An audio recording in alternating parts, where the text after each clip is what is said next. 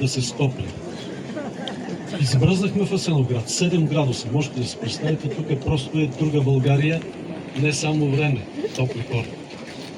Уважаеми дами и господа, скъпи приятели, за мен е огромна радост отново да бъда в Свиленград.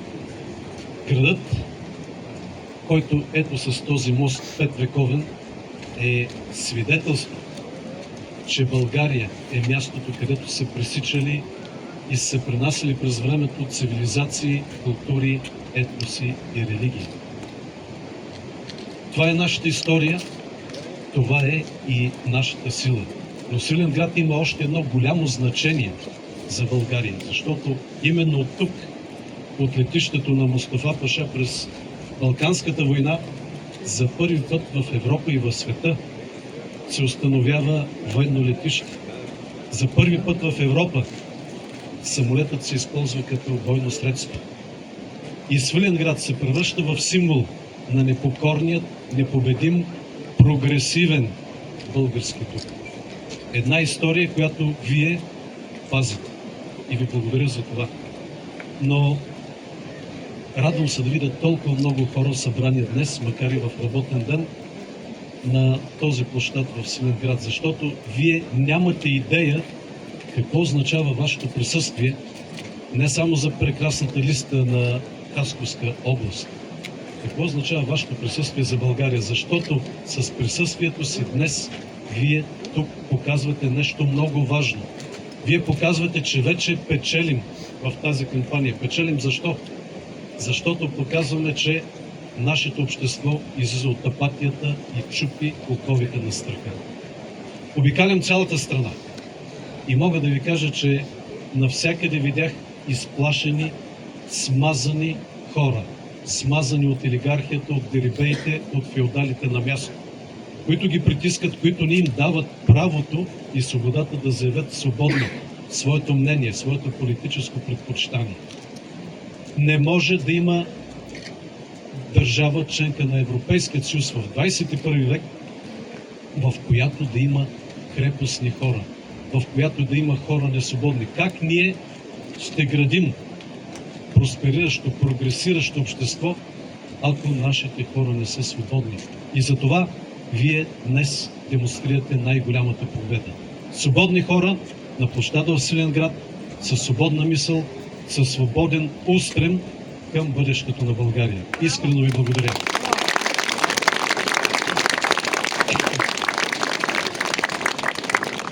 Но това, което ще направим всички ние, заедно с вас, на изборите на 19 април е да изхвърлим от политическото пространство всички тези местни дерибеи, олигарси, заедно с техните началници в София. Това е нашата първа голяма политическата цел. Да ги изхвърлим от политическата власт. На второ място, да им отрежем достъпа до публичния ресурс, защото те имат ли достъп до него, моментално започват да присвоят в партийните каси и в джобовете си. Така че отстраняването от достъпа до публичния ресурс, слагане на край на кражбите е нашата друга голяма и неминуема цел. Не може да вървим напред като общество, ако продължаваме с тези грандиозни кражби. На следващо място, за да бъде България прогресираща свободна държава, за да имаме достойни европейски доходи и пенсии, европейски стандарти и качество на живот, ние трябва да развиваме силна икономика. А това означава най-сетне да подкрепим фамилния, малкия, дребния, средния бизнес, да го освободим от административните тежести и от рекета на олигархията, която му отнема собственост, отнема му активи, тормози го, спира неговата инициатива. Нашата цел е обратна. Да го защитим и да отприщим предприемчивостта на българина, така че той да може да влага свободно в мечтите си, а не само в недвижима собственост и парите да ги държи в банки, от страх да не може да ги вложи в някаква по-активна икономическа дейност. Да докараме инвестиции.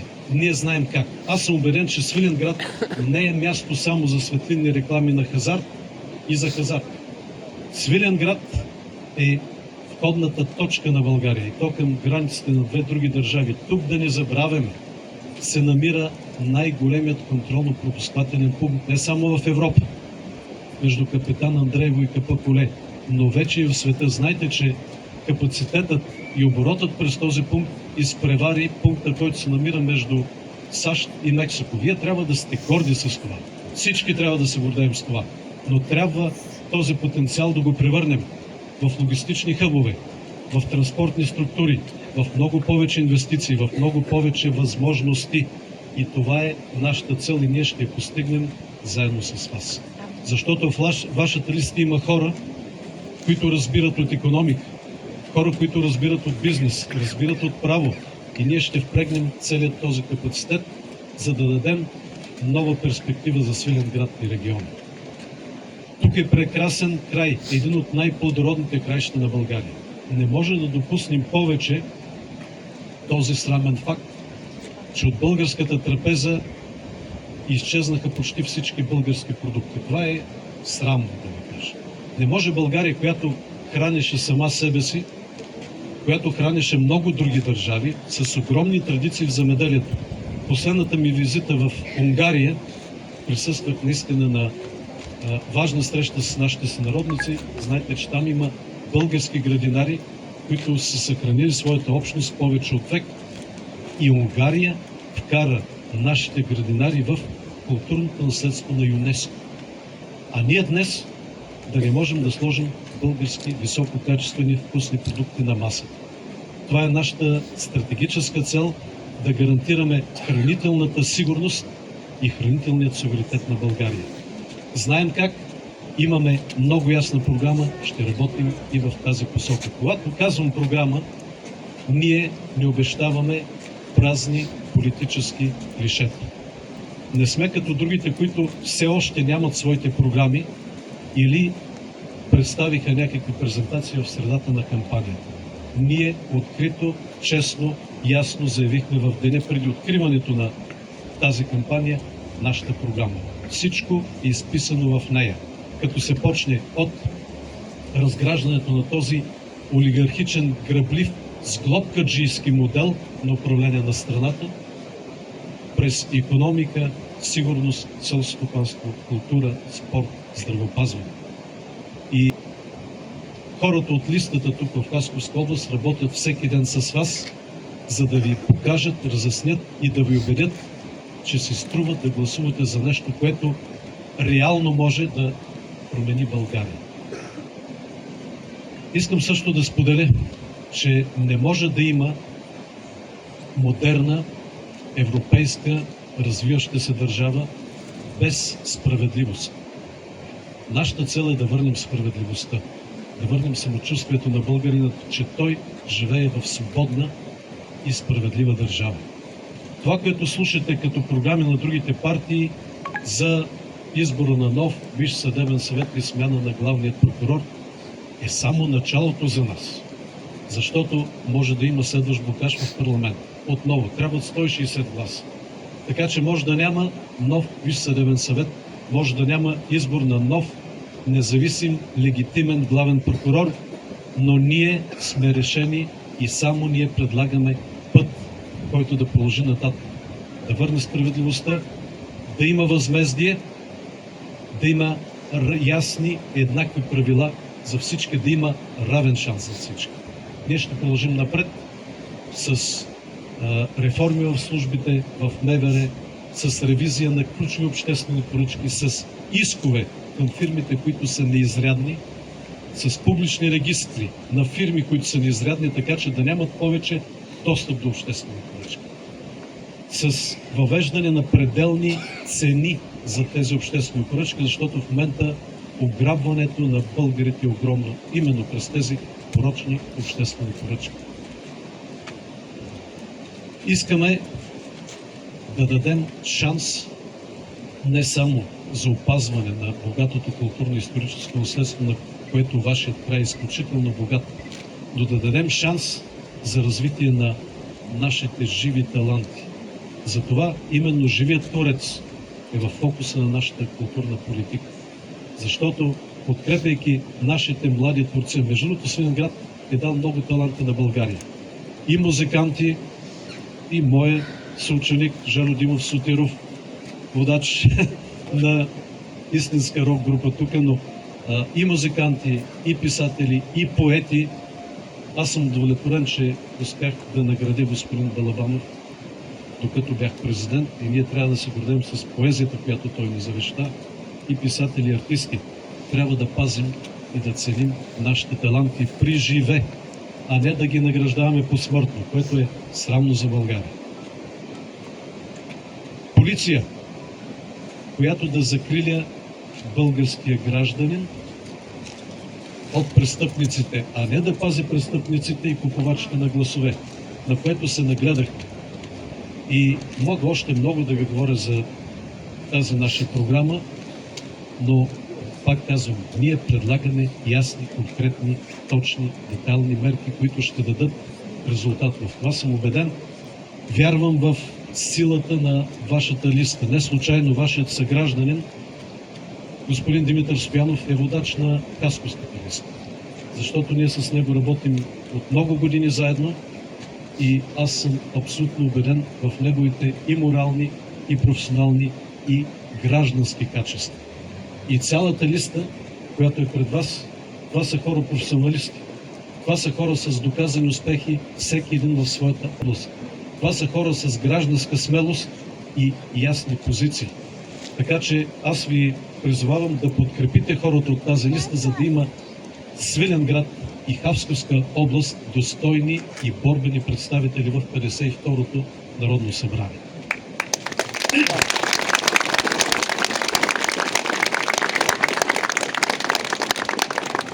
Няколко думи за изборите в Унгария. Виждам, че цяла България се вълнува от това какво се случи там. Ами, изборите в Унгария показаха ясно, че никоя власт не може да устои на масовият народен вод. Ако 80% от българите излезем и гласуваме, ще свалим Пеевски и Борисов от сцената. Това ви го гарантирам.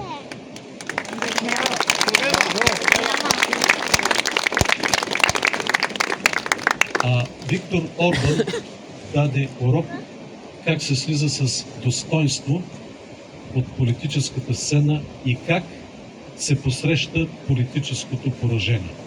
Когато в неделя посочим вратата на партиите от статуквото, ще видим как Пеевски, Борисов, Асен Василев, Денков и другите посрещат политическото поражение.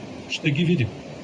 Но те за това от сега работят активно да опорочат изборите, защото нямат никакъв шанс да ги спечелят. И свободните хора навсякъде из България ясно ни показват. Аз нямам нужда от друга социология. За мен, вие сте социологията. Само ние, прогресивна България, правим кампания в големи зали, правим кампания по площади. Другите се опитаха, не успяха.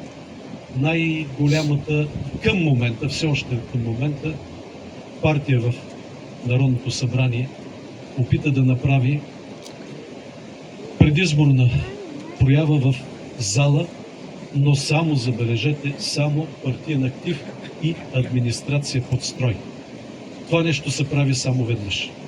Единствено ние правим такава кампания. И вашето присъствие е нашата социология и показва ясно едно. Ние ще спечелим тези избори. Въпросът е с колко.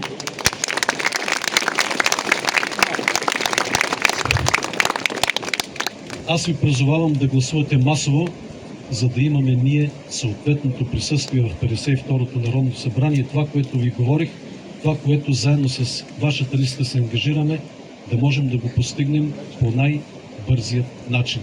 Няма да е лесно, не обещаваме чудеса, но обещаваме, че ще дадем всичко от себе си, защото залогът е ясен, залогът е голям, залогът е България. И още нещо, което не трябва да забравя. Сглобкаджиите въведоха еврото без да ни питат. Затова, когато си плащате сметките, когато влизате в магазина, винаги си спомняте кой ви обещаваше, че ще ви направи богати. и кой бърка в джоба ви. Пеевски, Борисов, Асен Василев, Денков и другите на тези избори ще си получат заслужено. Повярвайте ми. Защото те не ви питаха за еврото. Те ви обещаваха златен дъжд от инвестиции, те ви обещаваха стабилни цени, те ви обещаваха клуба на богатите. Сега вие не ги слушайте за изборите. И последно, когато вървяхме насам, един набор ми каза: трябва да направите такова. И на мене ми стана ясно всичко какво иска да ми каже.